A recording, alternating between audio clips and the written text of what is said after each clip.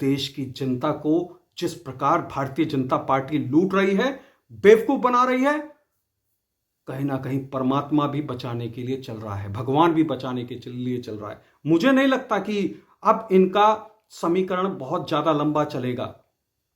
इनका ये जो ईवीएम का मामला है बहुत ज्यादा चलेगा। ईवीएम ज्यादा दिन तक चल नहीं सकती क्योंकि लोग अवेयर हो चुके हैं। आज स्पष्ट पता चल रहा है कि इतने बुरे तरीके से देश को लूटने के बाद भी जो जनता है इनको वोट देगी।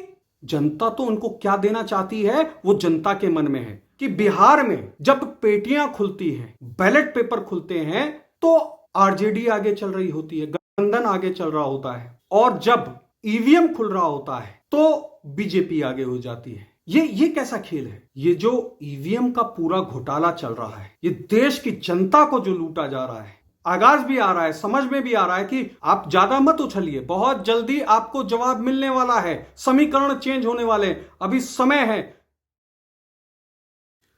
देश का इतनी बदतर हालत करने के बाद भी देश की जनता समझ नहीं पा रही, ऐसा हो नहीं सकता, और उसके बाद भी इनको वोट पे वोट देती चली जा रही है। या ये वोट के नाम पर या लोकतंत्र के नाम पर बहुत बड़ा धोखा जनता के साथ हो रहा है। अब देखिए, बहुत सीधी सीधी सी बात है, देश का 265 टन सोना गिरवी रखा, उसके बाद भी जनता अंधी हो रही है, देख नहीं पा रही। ऐसा नहीं हो सकता। देश की सारी कंपनियां बेच दी, उसका पैसा कहां गया, देश की जनता समझ नहीं पा रही।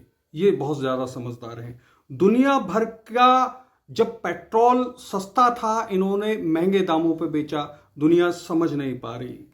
उससे 20 लाख करोड़ रुपए इन्होंने कमाया। वर्ल्ड बैंक से अभी अभी इन्होंने $1 अरब लिया, कहां गया पैसा, दुनिया समझ नहीं पा रही, पब्लिक समझ नहीं पा रही, जनता बेवकूफ है, उसके बाद भी इनको वोट देती चली जा रही है। इतनी बेवकूफ हो सकती है जनता। एशियाई विकास बैंक से 1,50,000 अरब लिया गया कोरोना से लड़ने के लिए। पैसा कहां गया पता नहीं। सरकारी कर्मचारियों के कई भत्ते खत्म किए गए, टीए खत्म किए गए, 75,000 करोड़ रुपए हजम हो गया, पता नहीं कहां गया, समझ में नहीं आ रहा। फिर भी इसके बाद जनता इन्हीं को वोट दे रही है। ठीक है, कर्मचारियों का एक दिन का वेतन भी काटा, जितने भी सरकारी कर्मचारी हैं, पता नहीं कहां गया।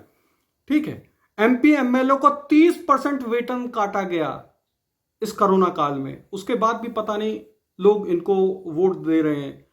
समझ में नहीं आ रहा, वोट है या लोगों के ऊपर चोट है। नोटबंदी के बाद जीएसटी से इतना टैक्स आया, पता नहीं वो कहां चला गया। पीएम केयर्स फंड में इतना पैसा आया, उसका कोई अता पता नहीं, कोई लेखा जोखा नहीं, कोई हिसाब किताब देने को तैयार नहीं है।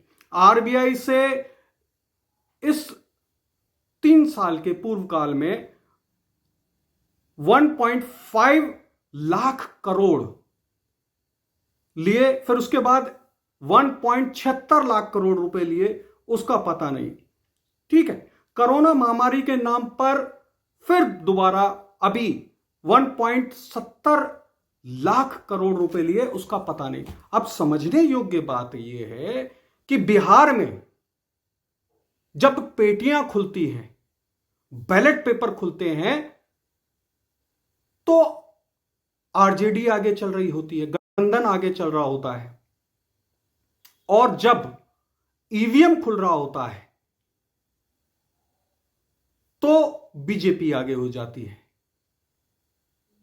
ये कैसा खेल है? ये जो ईवीएम का पूरा घोटाला चल रहा है, ये देश की जनता को जो लूटा जा रहा है, ऐसा नहीं है। मैं तो स्पष्ट कहूंगा, और आगाज भी आ रहा है, समझ में भी आ रहा है कि देखिए, आप सब लोग मिलकर के देश को बेवकूफ बना सकते हैं, लूट सकते हैं, लेकिन शिवसेना ने आपको जवाब दिया था महाराष्ट्र में, और यही जवाब आने वाले समय में नीतीश जदयू देगी। आप ज्यादा मत उछलिए, बहुत जल्दी आपको जवाब मिलने वाला है, समीकरण चेंज होने वाले हैं, अभी समय है।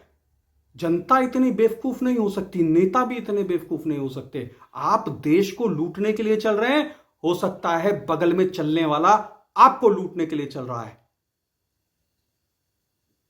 कहीं ना कहीं एक तरफा मामला नहीं चलता। देश की जनता को जिस प्रकार भारतीय जनता पार्टी लूट रही है, बेवकूफ बना रही है, कहीं ना कहीं परमात्मा भी बचाने के लिए चल रहा है, भगवान भी बचाने के लिए चल रहा है। मुझे नहीं लगता कि अब इनका समीकरण बहुत ज्यादा लंबा चलेगा। इनका ये जो ईवीएम का मामला है बहुत ज्यादा चलेगा। ईवीएम ज्यादा दिन तक चल नहीं सकती, क्योंकि लोग अवेयर हो चुके हैं। आज स्पष्ट पता चल रहा है कि इतने बुरे तरीके से देश को लूटने के बाद भी जो जनता है इनको वोट देगी। जनता तो उनको क्या देना चाहती है वो जनता के मन में है, वो मैं शब्दों में नहीं बोल रहा, लेकिन जनता जो इनको देना चाहती है ये सामने आए तो सही। वो भी रुझान जनता दिखा चुकी है, जनता इन्हें वोट देगी। सारा का सारा खेल ये ईवीएम को लेकर के और निर्वाचन आयोग को खरीद करके ये कर रहे हैं। ये सीधा सीधा देश की जनता को लूट रहे हैं, देश की जनता के साथ गद्दारी कर रहे हैं। देश के सारे संसाधनों को बेचने के बाद भी आज ये कहते हैं कि जनता इनके साथ है, जनता जनार्दन इनके साथ है। कैसे हो सकती है? जब इन्होंने देश बेच दिया तो क्या लगता है तुम्हारे को कि जनता इनके साथ हो सकती है? बिल्कुल नहीं हो सकती। और उसके बाद भी ये दावा ठोकते हैं, तो ये कहीं ना कहीं बहुत बड़े तरीके से देश को गुमराह कर रहे हैं, चीट कर रहे हैं, अंदर खाते देश को लूट रहे हैं।